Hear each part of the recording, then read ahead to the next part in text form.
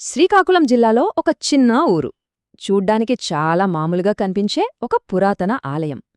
కాని ఆ గోడల వెనుక ఈ విశ్వం ఎలా పుట్టిందనే ఒక గొప్ప రహస్యం దాగి ఉంది. పదండి ఆ రహస్యమేంటో ఛేదిద్దాం. ఈ విశ్లేషణలో మనం ఛేదించబోయే అసలు ప్రశ్న ఇదే: ఒక శివలింగం అంటే కేవలం పూజించుకోవడానికున్న విగ్రహమేనా, లేక దానిలో ఈ మొత్తం బ్రహ్మాండం పుట్టుకకు సంబంధించిన ఏదైనా కాస్మిక్ కోడ్ దాగి ఉందా? ఈ ప్రశ్నకు సమాధానం వెతుక్కుంటూ వెళ్తే మనల్ని ఆశ్చర్యపరిచే ఎన్నో నిజాలు బయటపడతాయి. మన అన్వేషణ ఇప్పిలి అనే గ్రామం నుంచి మొదలవుతుంది. బహుశా ఈ పేరు చాలామంది వినుండకపోవచ్చు. కాని ఇక్కడి చరిత్ర పొరలు విప్పితే అది మనల్ని శతాబ్దాల వెనక్కి తీసుకెళ్తుంది. ఏ మధ్యే పురావస్తు శాఖ వాళ్లకి అక్కడొక శాసనం దొరికిందే. అది కూడా 12వ శతాబ్దానికి చెందిందే. అంటే దాదాపు 900 ఏళ్ల క్రితం నాటిది. ఇంతకీ ఆ శాసనం ఏం చెబుతోందో చూద్దాం. ఇక్కడే ఉంది అసలు పాయింట్. 12వ శతాబ్దంలోనే ఒక చక్రవర్తి ఈ ఆలయానికి భూమిని దానం చేశారంటే ఆలోచించండి. అప్పటికే ఆ ఆలయం ఎంత ప్రాచీనమైనదిగా, ఎంత మహిమాన్వితమైనదిగా పేరు పొంది ఉండాలి. అంటే దాని అసలు కదా అంతకంటే చాలా పాతదన్నమాట. ఈ ఆలయం పేరు పిప్పలేశ్వరస్వామి దేవాలయం. ఈ పేరు వెనుక ఒక పెద్ద పురాణ కథే ఉంది.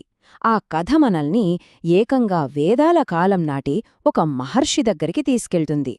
ఆయనే పిప్పలాద మహర్షి. అథర్వవేదంలో ఉన్న ప్రశ్నా ఉపనిషత్తును మనకందించిన గొప్ప జ్ఞాని. పురాణాల ప్రకారం ఈయన సాక్షాత్తు శివుడి అంశ. అంత గొప్ప వ్యక్తి పేరుమీద ఈ ఆలయముందంటే దాని ఆధ్యాత్మిక ప్రాముఖ్యత ఏంటో మనం అర్థం చేసుకోవచ్చు. పిప్పలాదుని జననం అదో అద్భుతమైన కథ. వాళ్ల నాన్నగారు దధీచి మహర్షి దేవతల కోసం తన ప్రాణాలనే త్యాగం చేస్తారు. అది చూసి ఆయన భార్య సువర్చ సహగమనం చేయాలనుకుంటోంది.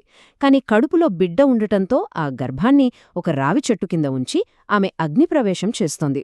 ఆశ్చర్యమేంటంటే ఆ రావి చెట్టు నుంచి స్రవించిన అమృతంలాంటి ద్రవం ఆ బిడ్డను బతికించింది.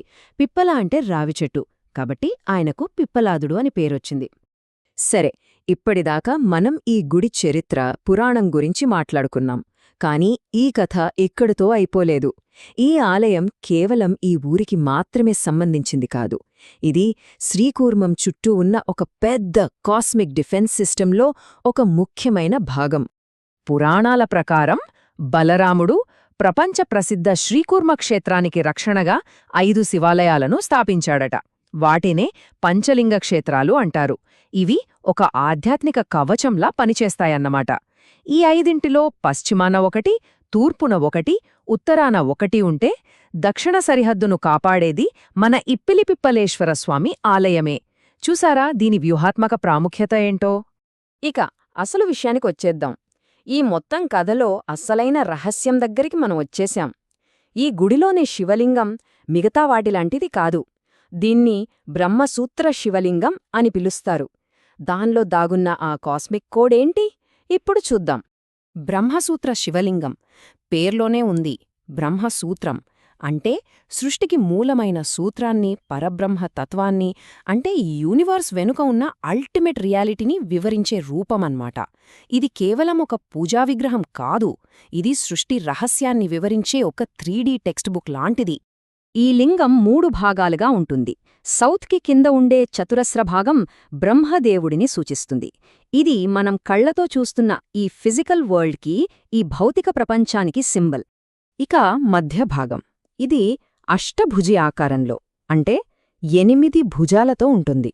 ఇది విష్ణువుకు ప్రతీక.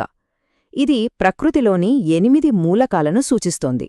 అవేంటంటే పంచభూతాలు, అంటే గాలి, నీరు, నిప్పు, భూమి, ఆకాశం. వీటితో పాటు మనస్సు, బుద్ధి, అహంకారం. చివరగా పైభాగం, ఇది వృత్తాకారంలో ఉంటుంది. ఇది రుద్రుణ్ణి, అంటే శివుణ్ణి సూచిస్తుంది. సృష్టి మొత్తం ఒక బిందువు నుంచే మొదలైంది కదా. ఆ బిందువు ఎలా విస్తరించి ఈ విశ్వంగా మారిందో ఈ వృత్తం మనకు చెబుతుంది. సింపుల్గా చెప్పాలంటే ఒక పాయింట్ నుంచి సర్కిలొచ్చినట్టు. ఇప్పుడు చూడండి, ఈ స్లైడ్ ఈ మొత్తం విశ్లేషణకు ప్రాణం లాంటిది. ఒకవైపు మన ప్రాచీన బ్రహ్మసూత్రతత్వం, మరోవైపు ఆధునిక సైన్స్ చెప్పే బిగ్ బ్యాంగ్ థియరీ. ఎంత అద్భుతంగా రెండూ ఒకే విషయాన్ని చెబుతున్నాయో చూడండి. బ్రహ్మసూత్రం చెప్పే సృష్టికి మూలమైన బిందువునే సైన్స్ సింగ్యులారిటీ అంటోంది. ఆ బిందువు విస్తరించడాన్ని science expansion of the universe అంటోంది. ఆ తర్వాత మూలకాల ఏర్పాటు, ఫైనల్గా భౌతిక ప్రపంచమేర్పడటం. అద్భుతం కదా! వేల ఏళ్ల క్రితమే ఇంత లోతైన జ్ఞానం మన దగ్గర ఉంది. ఇంత గొప్ప జ్ఞానాన్ని మనకందించిన ఈ ఆలయం కాల ప్రవాహంలో ఎన్నో ఆటుపోట్లని ఎదుర్కొంది. దాని ప్రయాణం ఎలా సాగిందో ఒకసారి క్లుప్తంగా చూద్దాం. తూర్పు గంగ వంశీయుల కాలంలో ఇది ఒక పెద్ద ఆధ్యాత్మిక కేంద్రంగా వెలిగింది. కాని 16వ శతాబ్దంలో షేర్ మొహమ్మద్ ఖాన్ దండయాత్ర చేసి గుడిని నాశనం చేశాడు. అయినా సరే అదృష్టవశాత్తు ఆ దాడి నుంచి మూల విగ్రహాన్ని కాపాడుకోగలిగారు. ఇప్పుడు మళ్లీ దాన్ని పునరుద్ధరించారు. మనకు సజీవ వారసత్వంగా మిగిలింది. అందుకే ఇప్పిలి వెళ్లడమంటే కేవలం ఒక గుడికి వెళ్లి దండం పెట్టుకోవడం మాత్రమే కాదు.